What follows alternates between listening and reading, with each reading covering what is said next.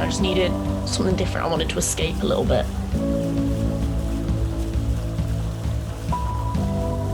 I wanted to achieve something.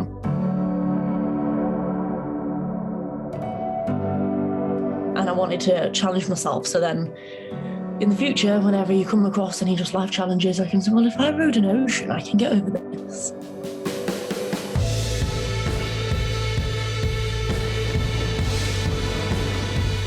Hi, I am Jasmine Harrison, and I was 21 when I rode 3,000 miles across the Atlantic Ocean as part of the Talisker Whiskey Atlantic Challenge.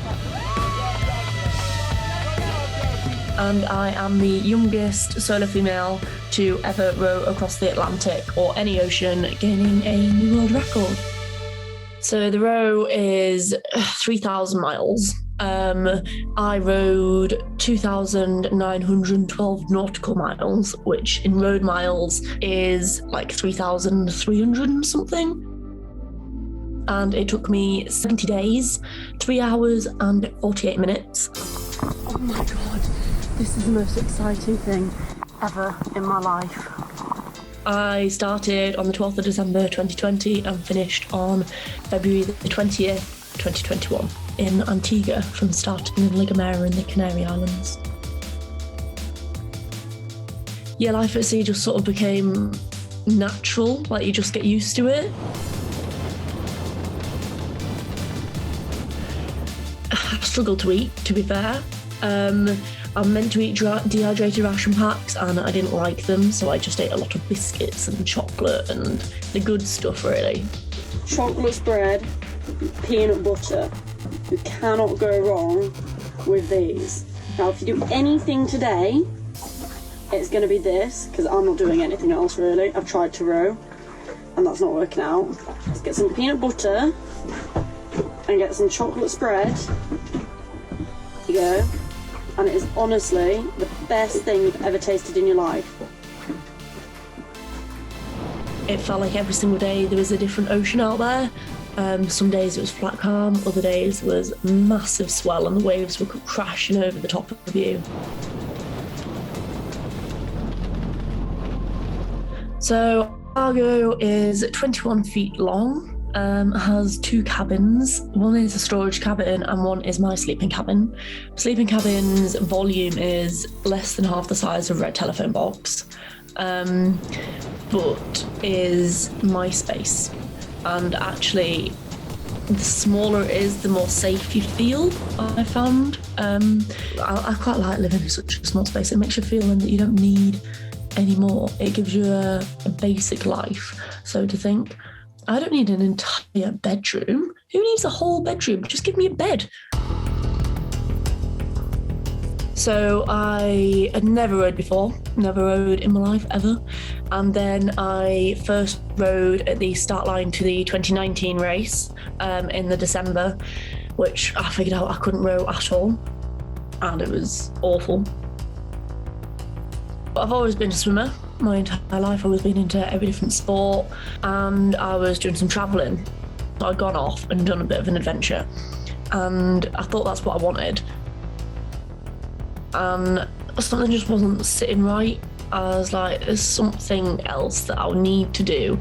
And this row was just on the back of my mind. It was just sat right there, and I was, gotta do it.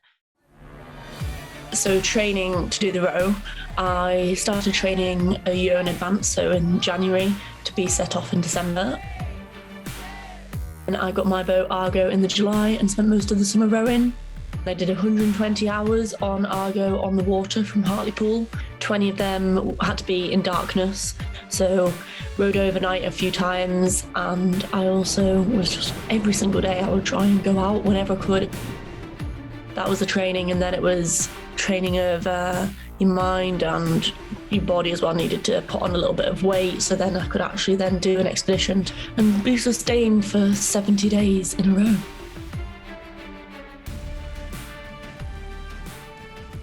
The most amazing moments was when there was wildlife, when I could jump in the water and swim with dolphins, and they're completely surrounding you. You can hear them squeaking and bubbling, and bubbles coming up from dolphins underneath me. It's incredible.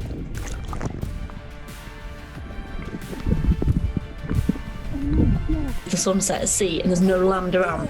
You see the sun going down.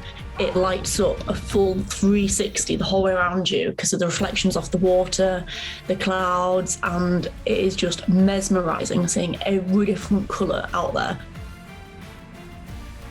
Scary moments. I think the entire thing was scary, to be fair. You're away from land, there's no help, you're just there. And I also capsized. That was quite scary. But they were both very short-lived. It just was over within half an hour. And so sudden fear, whereas just being out there for so long and knowing that you're just by yourself, that was a sort of ongoing fear. And you build it up in your head. And that ends up being the biggest fear, is in your own brain. Spending so much time by yourself, it's just interesting and it's what you need to do. And quite a lot of people you don't realise that's what you want, just some space, just go off and to have that. It's really important. And being by yourself, I was never actually alone. I never felt alone. The experience was the best thing I've ever done. And I feel happy that I've done it. I'm quite content now. So I'm just happy. And I don't think I would have been if I hadn't have done this challenge, particularly with COVID. So I'm really lucky. I'm really lucky that it could still go ahead and I've done and achieved what I wanted to. I've done the big goal that I felt I needed. I feel like I rode 3,000 miles, and so going and doing anything else at a short distance is not a lot, and something that will take under 70 days is not a long time. So it's sort of given me a benchmark. Nothing will be harder than that. I'd like other people to see and almost have that, hang on, if she can row for 70 days alone at sea, then I can go out for an hour and do some exercise, or you can do something by yourself just because somebody else doesn't want to go with you, or you don't even need to ask somebody. If you want to do it, just do it. That's sort of what I'd want people to take from it. Not necessarily everybody go off and row your own ocean. Like, that doesn't matter, because some days my biggest challenge in that day was actually eating something, and that's not a challenge for everybody else. So it's really controversial. Like, yeah, but she's out there, and I'd struggle to do something else. So everybody is unique. Don't think that you have to do that. As long as it's a small thing for you, then you've achieved it.